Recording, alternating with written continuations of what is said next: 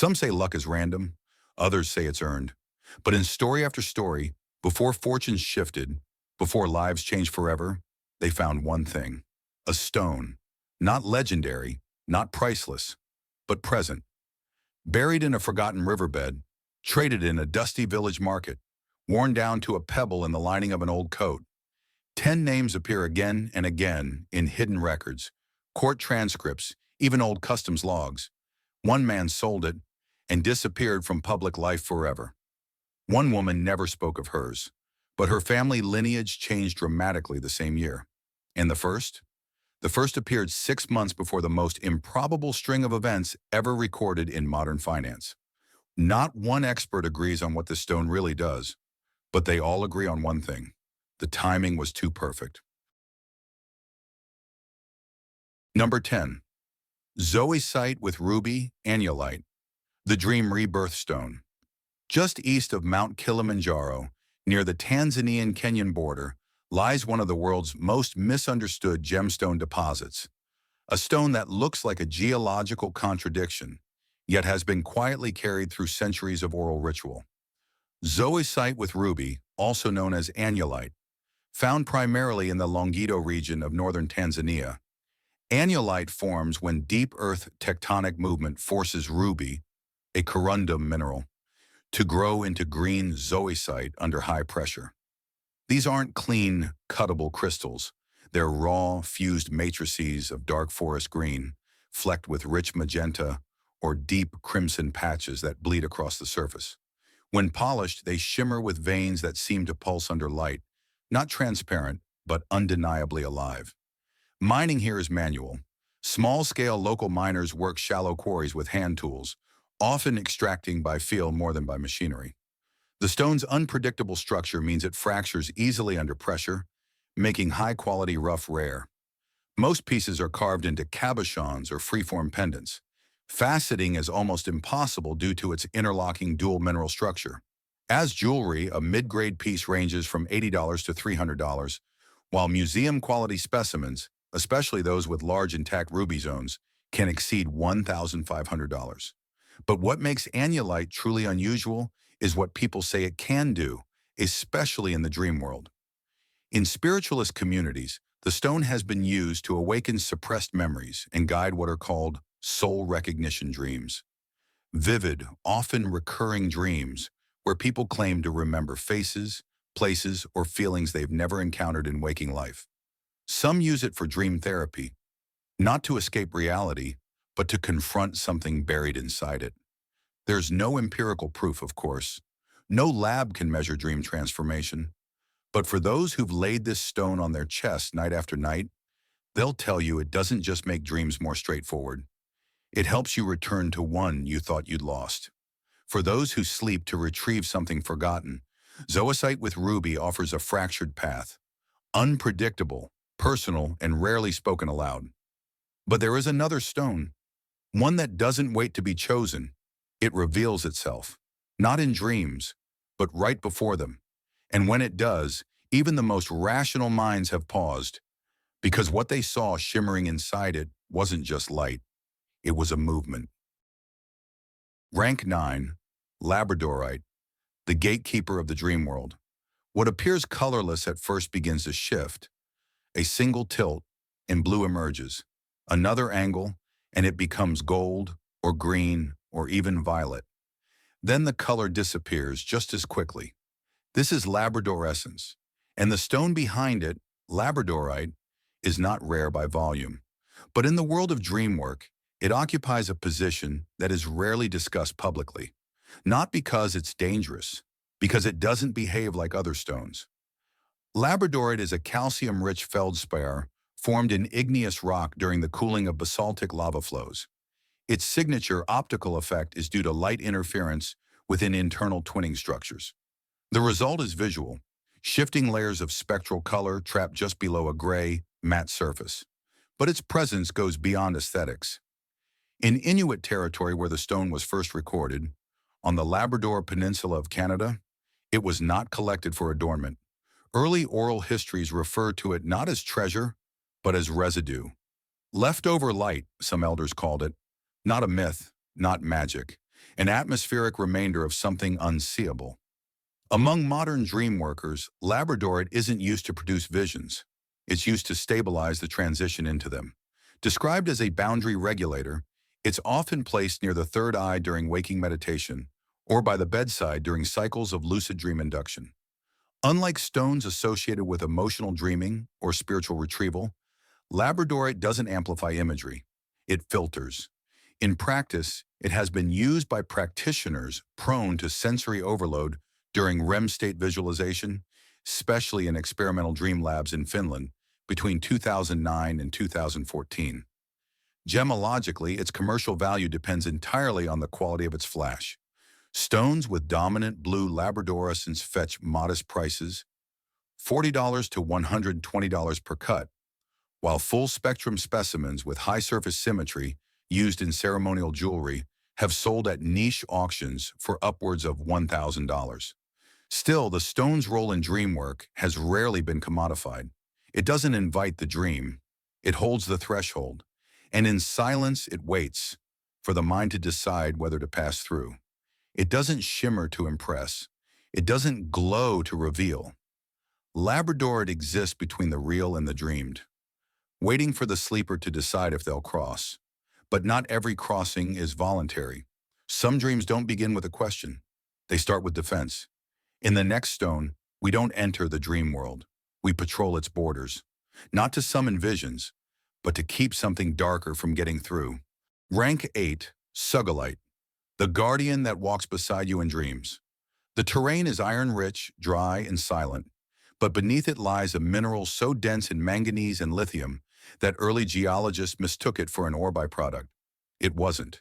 It was Sugilite, a rare cyclosilicate first identified in Japan in 1944, but found in workable quantities only decades later, deep under South Africa's Kalahari manganese fields.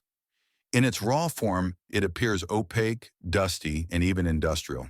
However, once cut and stabilized, Sugilite reveals rich purple tones, ranging from pale violet to a near-electric indigo. Unlike most dream-linked stones that draw their reputation from antiquity or myth, Sugilite's connection to the dream world is recent, born from the psychological language of post-colonial trauma. In the 1970s and 80s, healers in southern Africa began to associate the stone with spiritual shielding, especially in nocturnal states. It wasn't used to induce dreams, but to guard the dreamer. Among post-apartheid spiritual workers, Sugilite became a symbolic buffer, said to block invasive energies during sleep, particularly for children or patients undergoing recovery from emotional dislocation. Its structure supports this symbolism. Sugilite is not a uniform crystal, but a layered, granular matrix with chaotic microfractures. It resists complete transparency. It absorbs light more than it reflects, and it's heavier than it looks. These traits made it unsuitable for delicate faceting, but ideal for protective talismans worn close to the body. No rituals are publicly recorded. No liturgy explains how to use it. Most dream work involving Sugilite is experiential, informal, and unstandardized, passed orally between practitioners who reject institutional metaphysics. In many cases, the stone is placed under the bed, not under the pillow. It isn't invited into the dream. It watches from outside. No claims of vision, no promise of prophecy, just a boundary, quiet, opaque, and unmoving, drawn at the edge of sleep. Some stones stand at the edge of dreaming, shielding, watching, absorbing what the dreamer cannot face. But when the threat passes and silence returns, something else begins to echo. Not a memory, not a message, a sound, faint, repeating, like a voice not spoken, but remembered. And in some traditions, it's said there's one stone that carries these echoes, not from within the dream, but from somewhere older. Rank 7, Blue Chalcedony, the echo that teaches you to dream. It doesn't shimmer, it doesn't flash, it diffuses.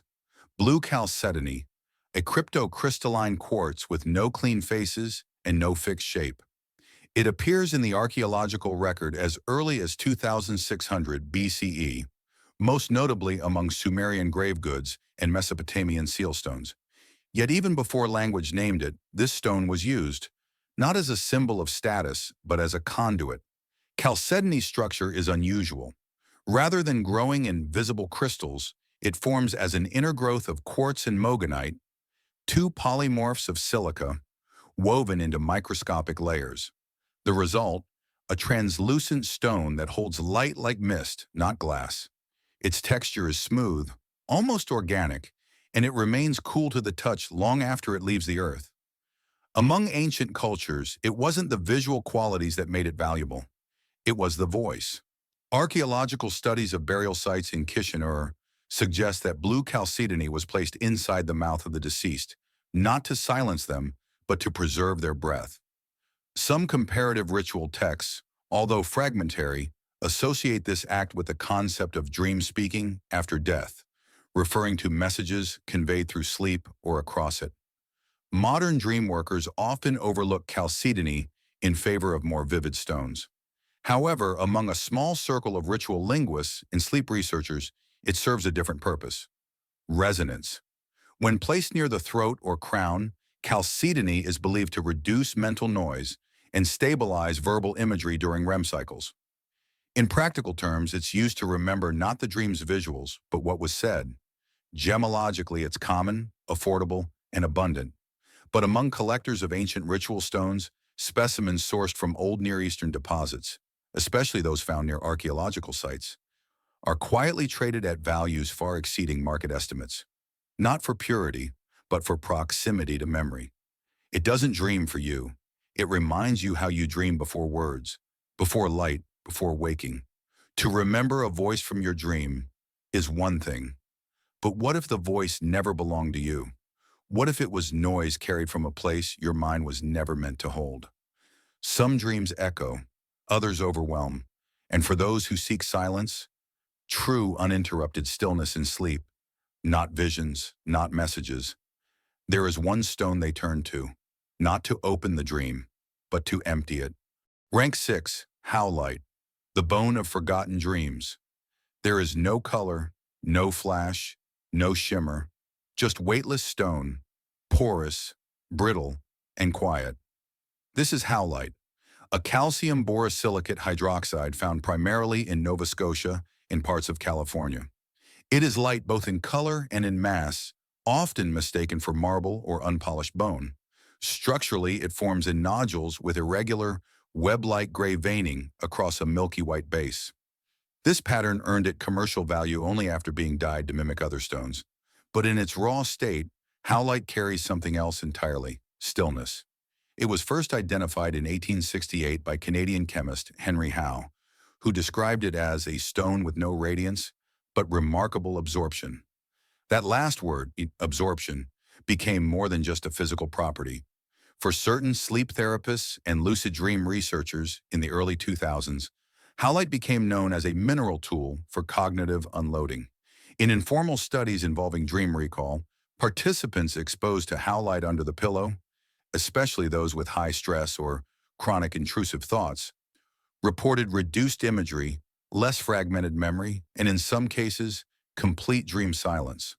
While unverified by clinical standards, anecdotal use grew in meditation retreats and insomnia protocols, not for vision enhancement, but for mental decluttering. Howlite doesn't activate, it subtracts. In traditional mineralogy, it's considered too soft for high-end jewelry. On the Mohs scale, it ranks just 3.5, vulnerable to scratches, dissolvable in hydrochloric acid. Yet despite its fragility, pieces of naturally unaltered Howlite have been found among minimalist altar settings at North American desert spiritual sites in the 1980s and 90s, always uncarved and never placed in groups. Unlike stones associated with prophecy, protection, or ancestral contact, Howlite's function is closer to forgetting. Practitioners describe it as an eraser, not for memory, but for mental noise, a kind of skeletal silence. It does not reveal, it does not carry, it releases. And for some, that is the only dream worth having. In the absence of dreams, some find peace. Others have become lost inside the silence. For those who drift too far, forgetting not just what they dreamed, but why they dreamed at all, there is a stone once used not to create visions, but to regain direction. Not mystical, not ceremonial. It was chosen because it worked. For travelers of the sea and travelers of the mind. Rank 5. Anyolite, the vision stone of Viking navigators. Before the compass, there was something else. The Norse had no magnetism, no maps, and often no sun to follow.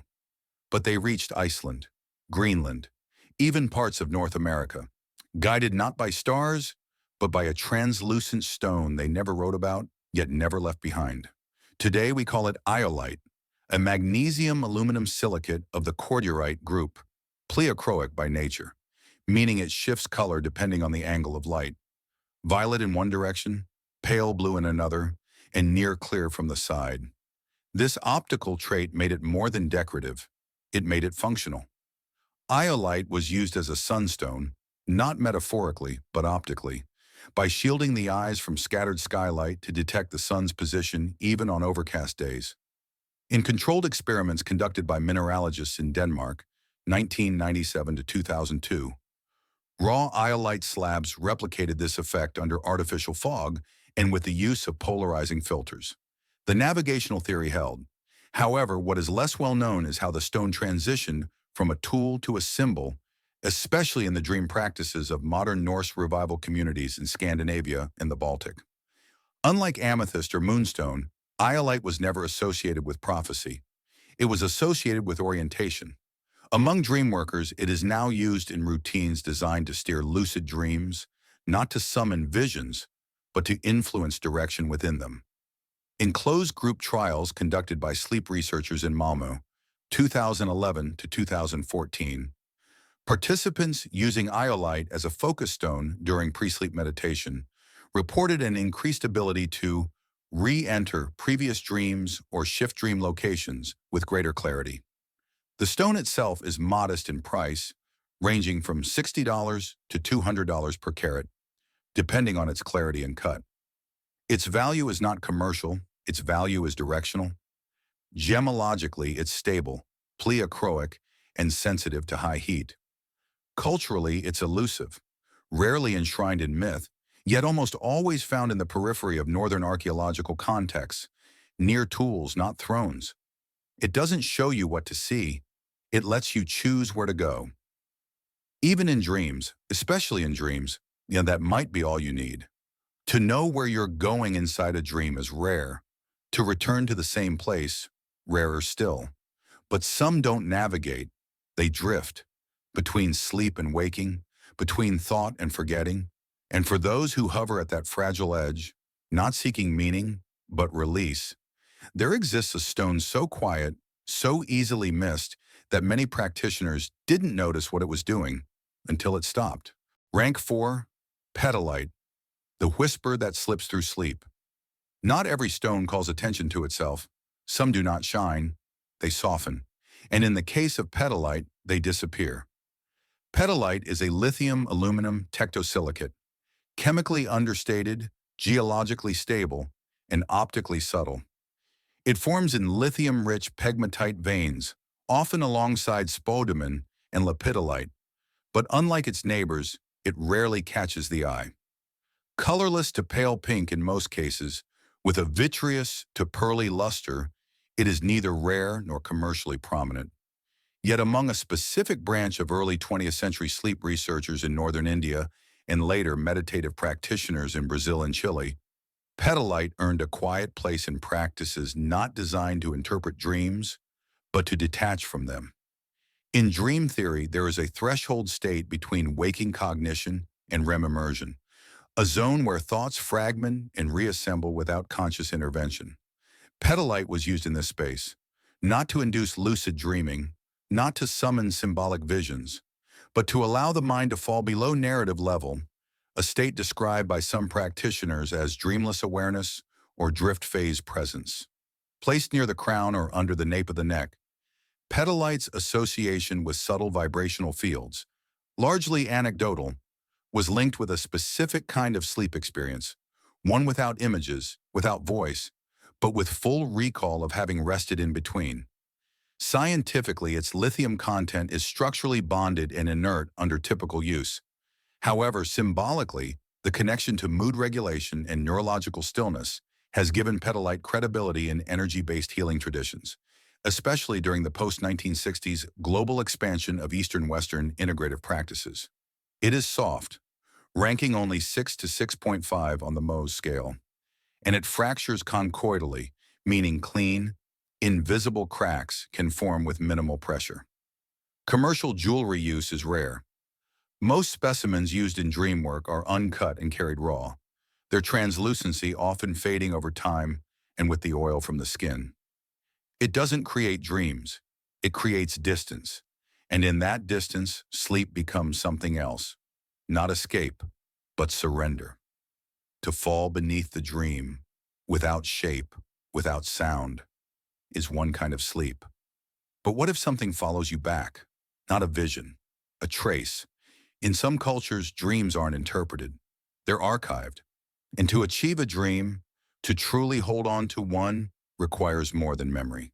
It requires a vessel. Rank 3, Prehnite, the stone that remembers what you dreamed. Memory doesn't begin in the mind. It begins with what the mind leaves behind. In southern Africa, among the Nama and Kuko peoples, a long-standing ritual, unrecorded in early colonial texts but preserved through oral tradition, exists where specific stones were placed beside the bed, not to alter dreams but to trap them. The stone most often used was Prehnite, discovered in Western mineralogy in 1788 by Dutch Colonel Hendrik von Prehn. Prehnite is a calcium-aluminum silicate hydroxide that typically forms in botryoidal clusters within volcanic rock. It ranges in color from translucent apple green to pale yellow with a waxy luster and fibrous internal structure. Unlike gemstones prized for brilliance or symmetry, Prehnite resists perfect shaping. It blooms rather than forms. No facet truly fits it. Among indigenous South African ritualists, it was believed that dreams could leave residue, fragments of insight or confusion that lingered on in the waking state. Prehnite was used as a collector, a receptacle for holding other materials. After a night of dreaming, it was touched first before speaking, a practice meant to externalize the dream's content into physical space before language interfered. In anthropological studies conducted at the University of Cape Town, 1994 to 1997, ethnographers documented repeated references to dream stones that hold no sound but remember the shape. While not explicitly named, the mineral identification matched that of Prehnite nodules collected from ritual sites near old lava fields. In contemporary dream work, Prehnite has re-emerged among practitioners focused on dream journaling and image recall.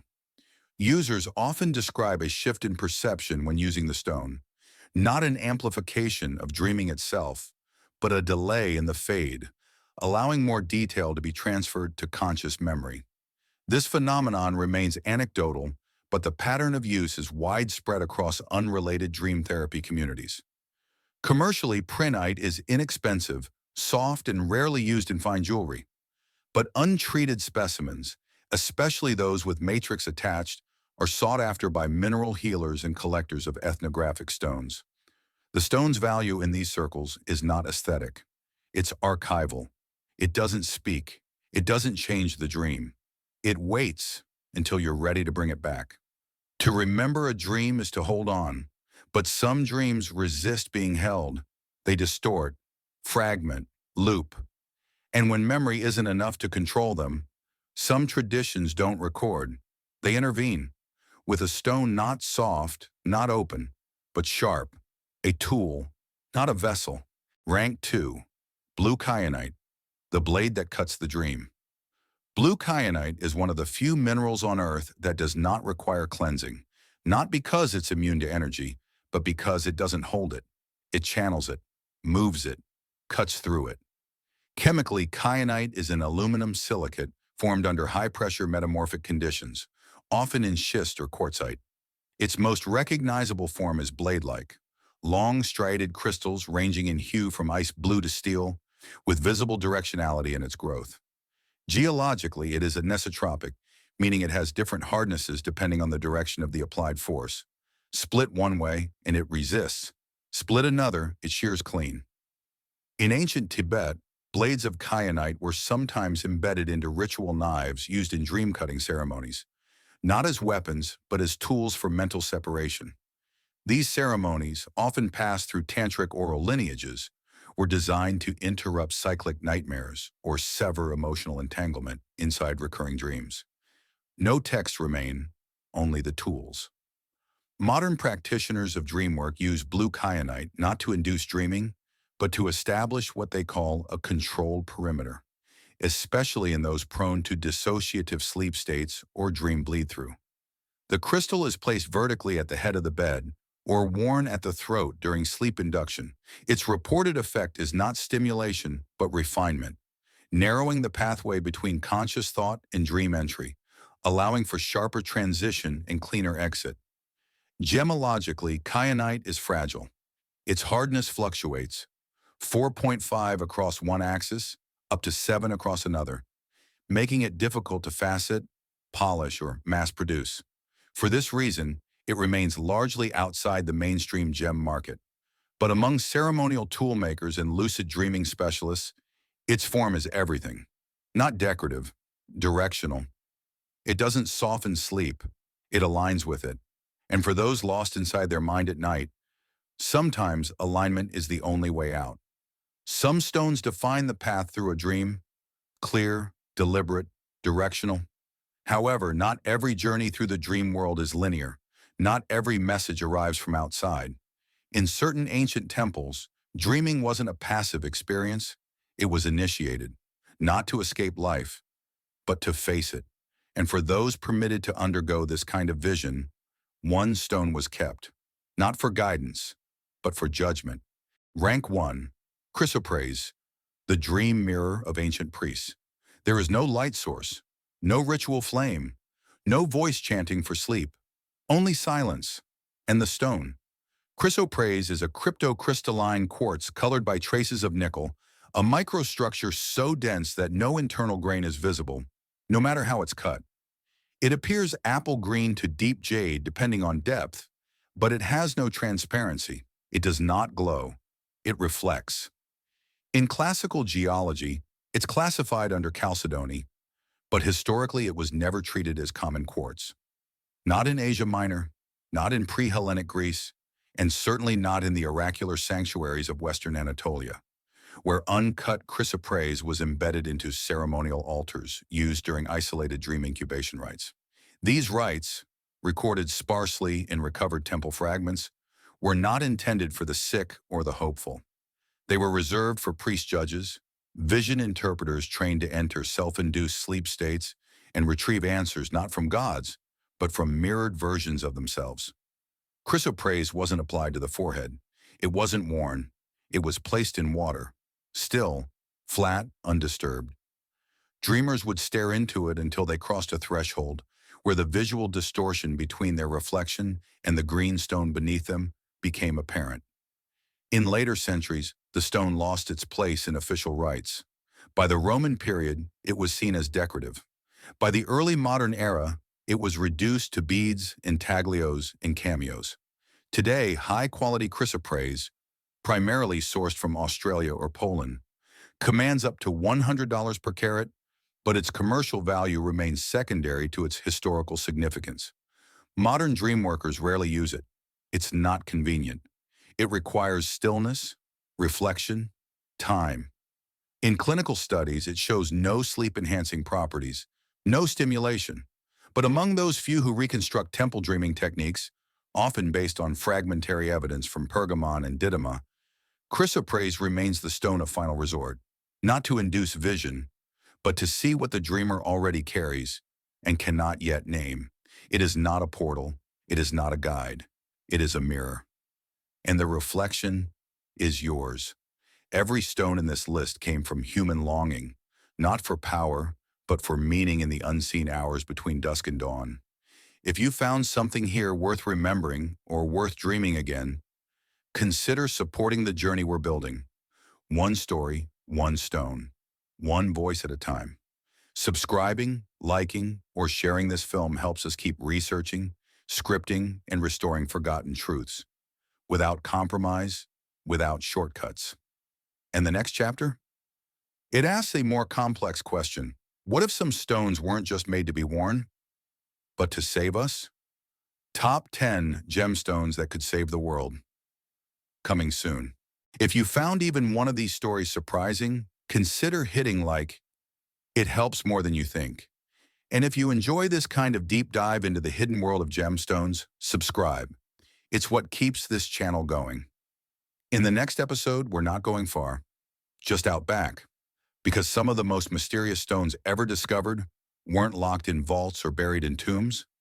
They were found behind old houses, under garden sheds, and along creek beds no one thought twice about, forgotten by history, ignored by science, but never really gone.